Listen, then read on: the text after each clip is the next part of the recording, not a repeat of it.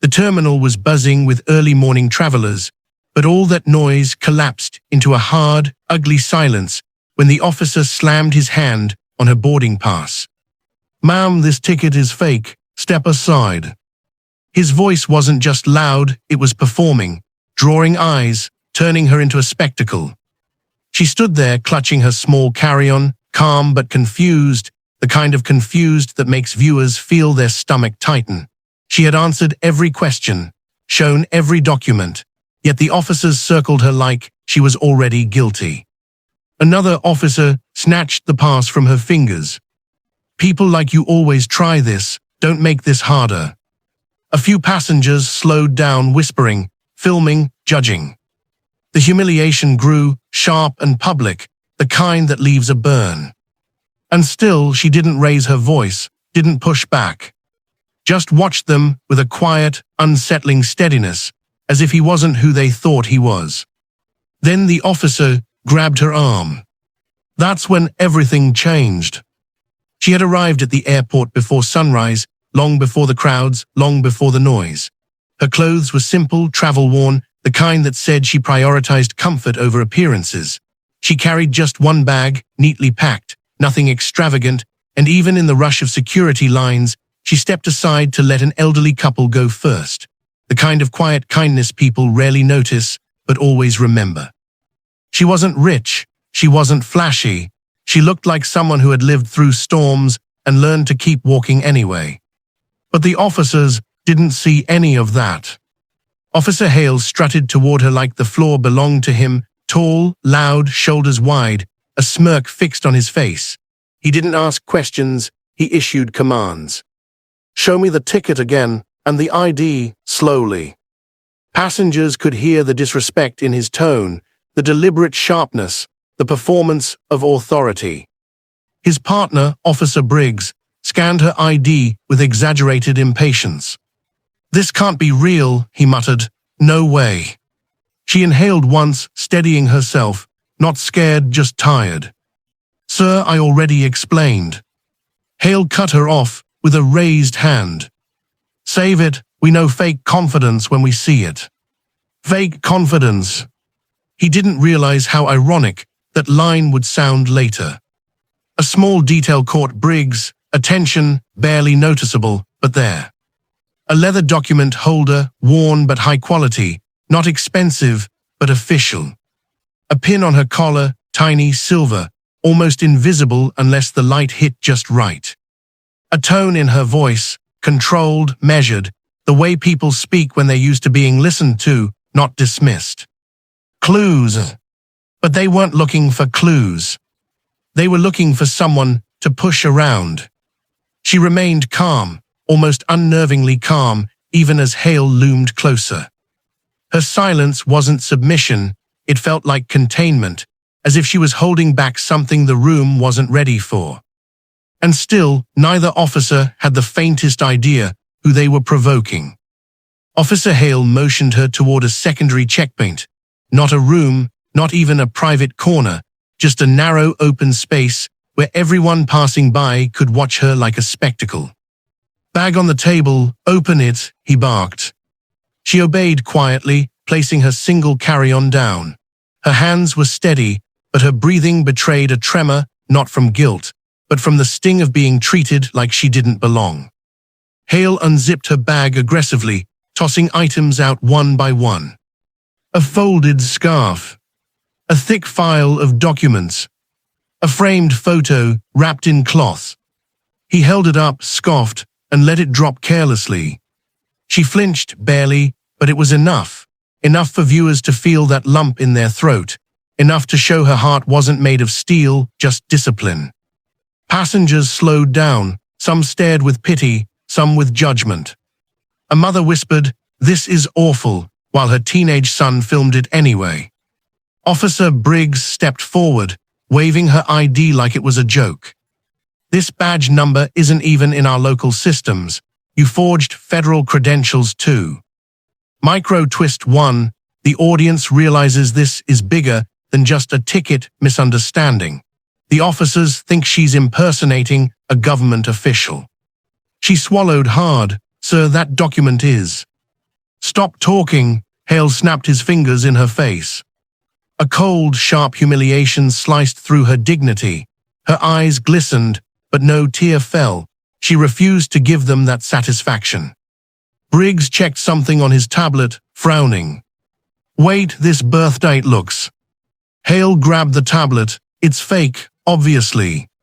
Micro twist 2, a brief moment where the system almost reveals the truth, but Hale shuts it down to maintain dominance. People around her murmured louder. A businessman shook his head.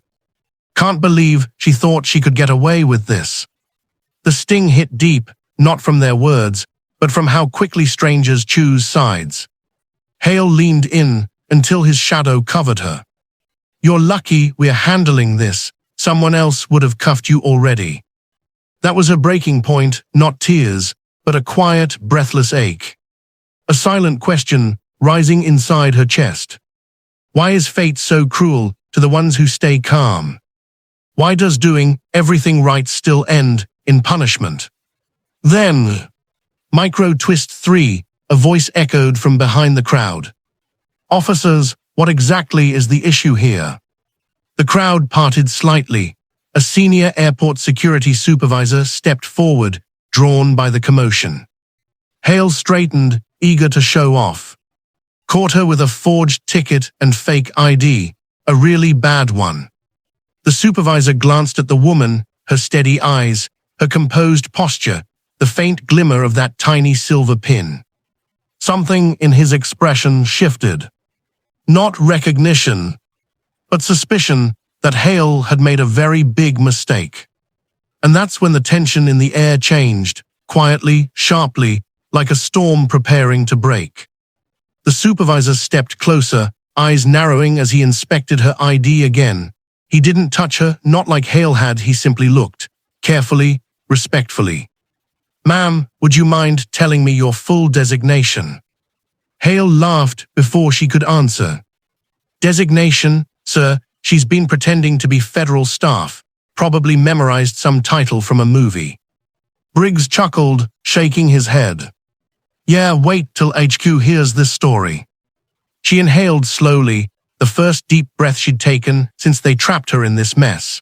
Her eyes lifted, meeting the supervisor's gaze with a calm that didn't feel submissive anymore. It felt powerful. Sir, she said, her voice steady, controlled, unshaken. You don't need my designation. Just call the number on the back of that ID. Hale rolled his eyes dramatically. Oh, please, nobody answering that fake hotline. But the supervisor was already dialing.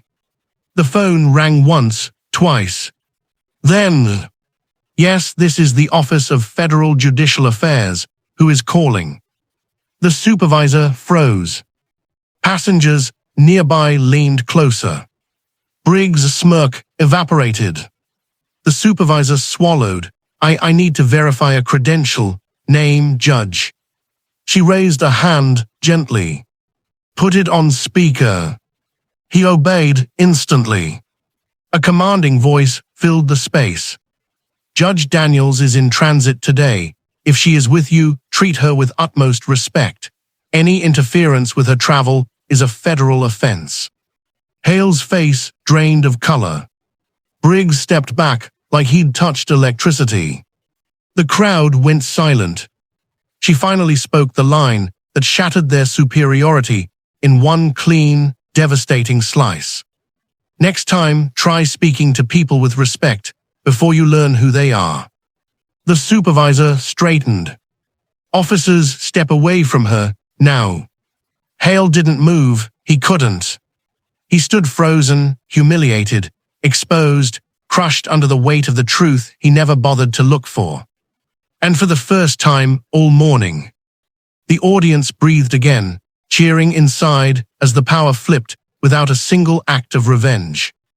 The atmosphere in the terminal shifted from tension to disbelief. People who had watched her humiliation now watched something else, respect slowly replacing judgment. Even the teenager who had been recording lowered his phone, guilt painting his face. The supervisor cleared his throat, standing taller now. Judge Daniels, I deeply apologize on behalf of airport security. This never should have happened to you." She didn't bask in the apology, she didn't gloat. She simply nodded, composed, carrying the dignity she never lost, only had stripped away temporarily. Hale and Briggs finally stepped back, their confidence shattered. Hale tried to speak, voice cracking. We were just following." "No," she said gently, not angry, not vindictive, just truthful. "You were following your assumptions, not the law." That line hit harder than any punishment. The supervisor turned to the officers. "I'll be filing an incident report immediately. Both of you will remain in the office until Federal Review contacts you." Karma arrived not through rage, but through protocol, quiet, clean, decisive.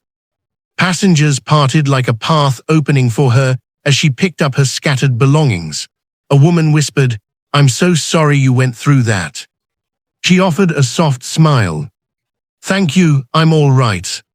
At the gate, an airline agent approached with a respectful bow of the head. "Your seat has been upgraded, Judge, and thank you for staying calm through all this." As she walked toward boarding, her steps were steady, not triumphant, not bitter, just strong. The kind of strength that didn't need to be loud. A final thought settled over the scene, a lesson carried in the quiet wake of her dignity. Because sometimes, the quiet ones are the strongest.